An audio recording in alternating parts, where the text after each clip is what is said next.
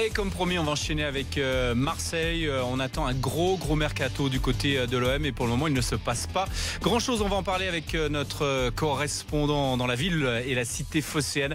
C'est bien sûr Florent Germain. Salut Flo. Salut Jeff. Salut les gars, salut à tous. Salut à tous. Bon, Daniel Riolo et Timothée Mémon sont toujours là. Flo, pour le moment, on est quand même super déçus parce qu'il se passe le Champions Project. C'est un petit peu le Champions Intertoto Project pour le moment. Hein. Oui, les formules qui vont bien. Mais non, en plus, tu fais des blagues. Mais je fais des blagues aussi, moi. J'ai chaud, je suis comme ça, je suis un dingue, moi. Ouais, vas-y, Flo. Préviens Flo. Ouais. Il attendait pas ça et tout. Là, il sait plus comment reprendre derrière. Tout d'un coup, je suis choqué même. Là, tes notes, là, c'est foutu. Là, non, écoute, je pense qu'il faut pas s'affoler non plus. Ce qui est vrai, c'est que Jacques-Henri Hérault, je le sais de source sûre, avait annoncé aux supporters lors de plusieurs réunions où on mettait en place un peu la campagne d'abonnement, qu'il y aurait des annonces de recrues assez tôt dans le mois de juin pour justement booster cette campagne qui exceptionnellement, c'est très rare, prend fin officiellement au 1er juillet. C'est vrai que là on est le 20 et on se dit que a priori s'il n'y a pas eu d'annonce c'est parce que c'est plus compliqué que prévu. Il devait y avoir des grosses annonces au début, a priori tout était prêt. Est-ce que c'est bidon ça? Je te dis pas qu'il devait y avoir des grosses annonces, il devait y avoir des annonces. Je pense que Valère Germain en sera une. Steve Mandanda, c'est toujours assez concret, même si ça tarde un petit peu l'accord entre Crystal Palace et l'OM. Voilà, je pense qu'il faut s'attendre malgré tout autour de la reprise le lundi prochain à ce qu'on ait quelques annonces. Il y a toujours des négos, même si elles sont parfois un petit peu serrées avec Adil Rami. Donc on peut avoir 2-3 joueurs annoncés d'ici la fin de la semaine. C'est une hypothèse. Après, il y a des dossiers qui sont compliqué, notamment celui de l'attaquant. Je prends une petite minute pour vous expliquer les dernières infos qu'on a concernant Bafé Gomis. Bafé Gomis, lui, dans un monde idéal, espérerait encore une nouvelle offre de l'OM. Mais vraiment, il y a une grosse différence entre ce que propose Galatasaray et ce que propose l'OM. Galatasaray, c'est 350 000 € net hors bonus. Parce que Gomis n'appartient pas à l'OM, il faut le rappeler. Il appartient à Swansea. L'indemnité de transfert ne posera pas de soucis. Ce sera du 2-3 millions d'euros, voilà, quelques centaines de milliers d'euros près, ça se fera, c'est pas du tout l'obstacle. Simplement, Bafé Gomis, lui, il est sur son dernier contrat, il a 31 ans, on lui offre un contrat de 3 ans, 2+1 du côté de Galatasaray avec donc le salaire que je viens d'annoncer, on lui offre 100 000 € de moins mensuellement du côté de l'OM et un contrat de 2 ans, donc il y a quand même une grosse différence. Donc dossier d'attaquant compliqué et je crois que ça fera réagir notamment Daniel, parce que Daniel, tu avais pris position lors du transfert de Payet, je crois, enfin comme beaucoup, en estimant que c'était peut-être un peu risqué. Et c'est vrai que j'aimerais bien. Moi, c'est sur ce point que je t'attendais. Alors j'ai quelques retours. Parce qu'à l'époque, tu vois, à l'époque, évidemment, moi je connais la règle. Bon, j'en ai pris beaucoup dans la gueule parce que certaines personnes un peu naïves pensent que quand on vient sur un plateau comme ça, en fait, on invente les choses, où on donne notre avis sans s'être renseigné avant. Et évidemment, tout le monde le sait dans le milieu, les agents savent. Et alors, à moins que tu me corriges, mais que effectivement, l'OM a fait une vraie folie, aussi bien en transfert qu'en salaire, sur Dimitri Payet. D'un point de vue économique sur le marché, énormément d'agents conviennent de ça, tu es d'accord? Voilà, mais j'ai ni à te corriger, ni à aller dans ton sens, tout simplement donner une info. C'est que j'ai beaucoup d'agents. On parle du prix de Payet du côté de l'OM. Vous êtes toujours assez mal à l'aise, moi, je trouve. Ça n'est pas le prix. D'ailleurs, Flo est intelligent, il le sait. Ça n'est pas la question du prix. C'est dans quel club le prix est mis. Parce que si après tu as une échelle de salaire à respecter, tu as les transferts que derrière tu peux faire ou pas faire. Si tu as mis la barre aussi haute que ça, est-ce que tu peux suivre ou est-ce que tout ce qui va venir après ne sera qu'en dessous, auquel cas tu as ton plus fort joueur, ça veut dire que ça va être lui. C'est tout ça le recrutement. C'est quand tu commences haut, c'est chaud quoi. Tu crées un précédent, ça s'appelle créer un précédent. C'est-à-dire que tu dis voilà, Payet, on va lui donner tant. Et aujourd'hui, par exemple, Bafétim Gomis a certainement ses agents qui discutent avec l'Olympique de Marseille, qui doivent lui dire bon, vous avez mis tant pour Dimitri Payet, montrez-nous ses statistiques, montrez-nous ce qu'il a apporté, montrez-nous son engouement vis-à-vis du club. Et ben Gomis en vaut au moins autant. Il faut le préciser parce que les gens continuent à dire ouais, mais arrêtez de dire que le prix et tout. Regardez ce qu'avait fait le PSG avec Pastore. Mais ça n'a rien à voir. Les moyens du PSG n'étaient pas les mêmes et puis ils prennent Pastore, erreur, pas erreur, on s'en fout. Derrière, ils sont capables d'en prendre 10 au même prix et de donner 10 autres salaires de ce genre-là. Si l'OM le fait, Payet, il est pas cher alors. Payet, il est pas cher. Si l'OM peut le faire, peut donner combien il prend Payet par mois? 500 000 brut. Voilà, j'allais dire 500 000. Voilà. Mais c'est énormissime pour un joueur de. Enfin bon, bref.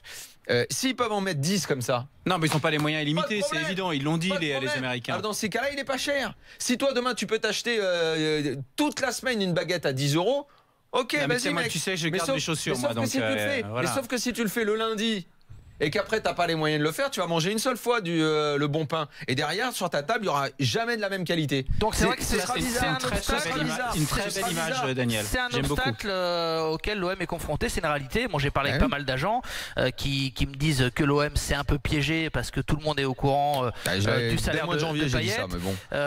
C'est l'économie du foot. Je vous la fais pas. C'est un domaine dans lequel, dans le vestiaire, on se mesure beaucoup. Moi, je suis dans telle tranche de salaire, etc. Tous les joueurs savent qui touche combien et jusqu'à quand, etc. Donc c'est un dossier qui le dossier Payet peut un petit peu poser problème sur ces gros dossiers, notamment celui de l'attaquant. Le Twitter de l'After, les amis, n'hésitez pas à nous donner votre avis. Est-ce que ce mercato de l'OM vous inquiète? Oui, non, puis on vous donnera le chiffre à la fin. Après, faut pas être alarmiste quand même, messieurs. On est le 20 juin quand même, attention. Voilà, exactement. Non, mais pour la campagne d'abonnement, par exemple, c'est gênant. Un coup de baguette magique, je peux te l'annoncer, et on va dire, écoutez, certaines recrues arriveront plus tardivement, donc on refera une séance de rattrapage quand il faudra. Si c'est pas en juillet, je suis d'accord avec lui. Moi, il n'y a pas à être inquiet. On a dit les problèmes qu'il pourrait rencontrer, on vient d'en parler. Maintenant, attendons, quoi. Certes, on commence à être fin juin. Mais bon, voilà, le mercato sera long comme un jour sans pain. Voilà, Bon, Florent, il y a des dossiers qui avancent ou pas, d'après toi? On a beaucoup parlé de Giroud, ça semble quand même compliqué. Valère Germain, ça a l'air de plutôt bien avancé. C'est bouclé, non? Non, je dirais pas que c'est cramé, Giroud. Je pense que l'OM pourrait y revenir, mais un peu plus tard dans l'été. Il y a d'autres dossiers qui sont ceux de Carlos Bacca. Je me suis entretenu avec son agent aujourd'hui. Alors après, c'est des dossiers assez compliqués, notamment quand on a qu'un son de cloche, parce qu'on rappelle que Jacques-Henri Hérault en ce moment il est en visite au Sénégal dans les académies là, pour voir s'il y a des partenariats à faire, etc. Carlos Bacca, on a l'impression que la porte est un peu ouverte, qu'on a conscience, et ça c'est un truc que je retrouve beaucoup de plus en plus là quand je parle avec certains joueurs ou certains agents, c'est que la Ligue 1 devient de plus en plus attractive. Des petites rumeurs comme quoi il est un peu cuit, l'ami Bacca. Il a 30 ans. Très bon joueur, c'est un peu regarde sa carrière, quoi, combien de saisons il a fait au niveau.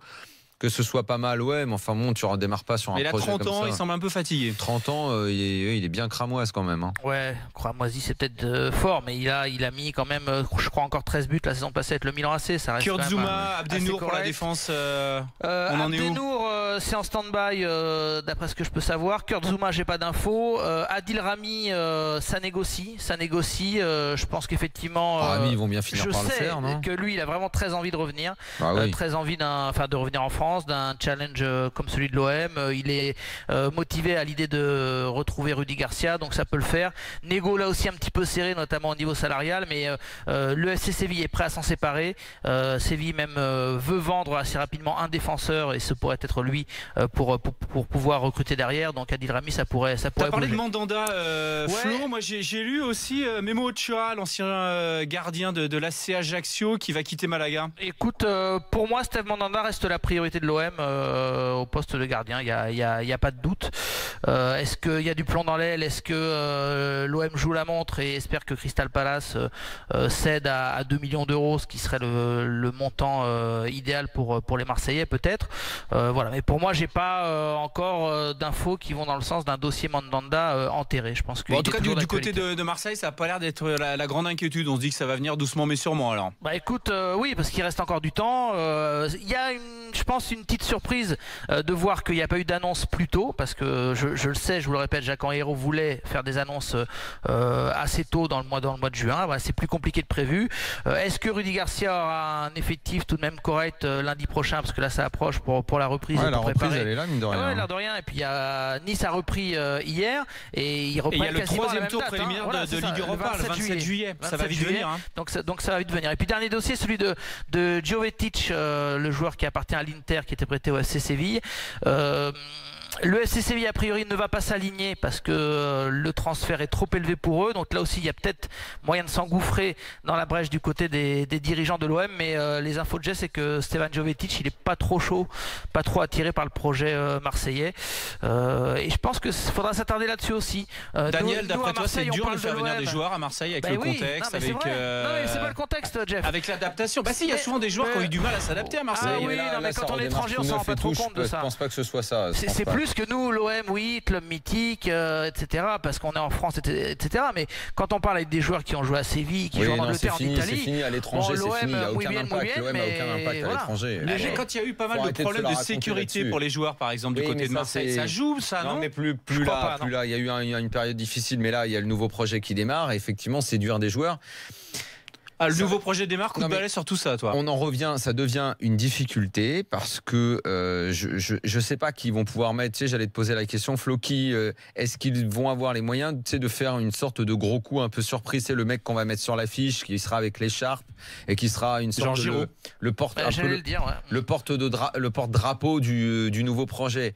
Mais le problème, c'est que s'ils ne peuvent pas mettre plus, et on en revient toujours à ça, plus que ce qu'ils ont mis sur Payet en transfert et salaire, le porte-drapeau du projet, c'est Payet, et on arrête d'en parler, quoi. Et derrière, ils ont mis beaucoup d'argent et c'est vrai que ça va gréver le budget et ça peut être compliqué, comme vous l'avez dit. Ils vont recruter du mec en dessous, et après, ça ne veut pas dire que ça ne peut pas marcher, qu'ils ne peuvent pas avoir une belle équipe, mais c'est juste qu'il faut juste qu'ils redimensionnent un petit peu